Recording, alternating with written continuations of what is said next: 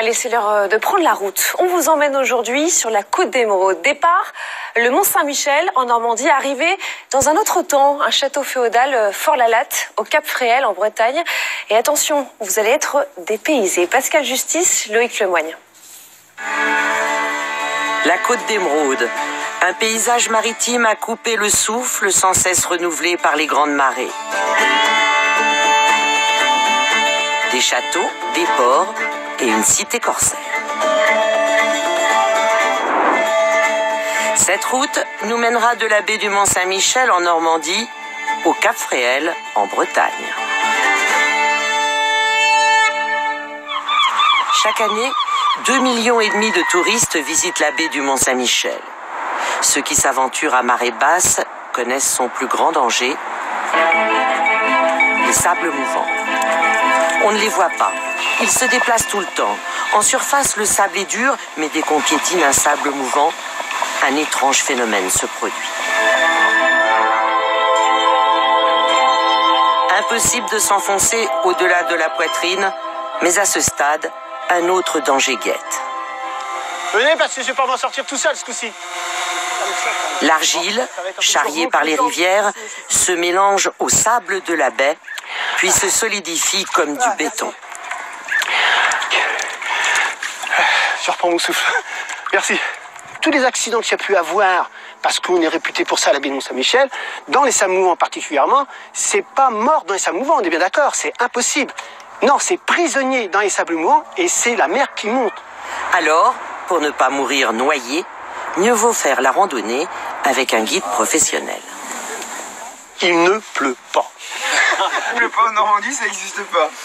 Ce qui tombe là, c'est presque pour vous embêter, c'est vrai. Il fait pas très beau. Et ça ne va pas s'arranger tout de suite. Mais la randonnée aller-retour au Mont-Saint-Michel dure 6 heures.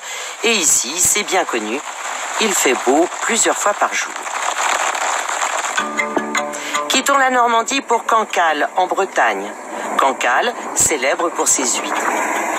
Les parcs ne se dévoilent qu'à marée basse. C'est alors que commence le ballet des ostréiculteurs. On est sur une baie avec beaucoup de marées. Et ce qui fait qu'on va avoir un coquillage qui va être habitué à être en dehors de l'eau. Et donc qui lui permet une conservation pour nos clients assez importante.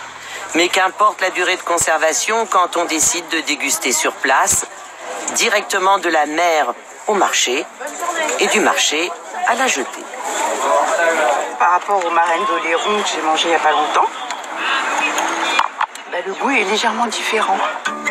Après Cancale, rejoignons Saint-Malo, la cité corsaire, et retrouvons le soleil pour une petite croisière à bord du Renard.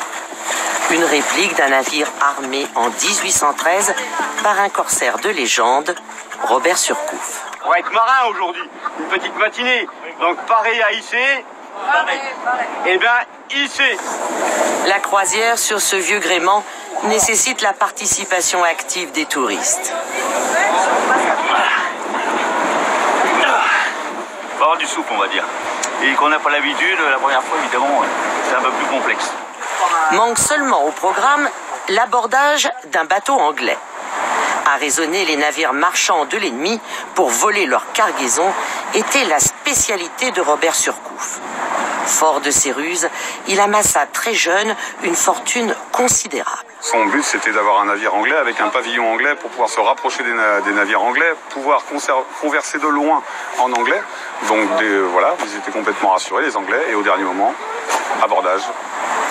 Après 3 heures de croisière au large de Saint-Malo, reprenons la voiture, direction le Cap Fréhel, ou plus précisément Fort-la-Latte, un château féodal transformé en forteresse.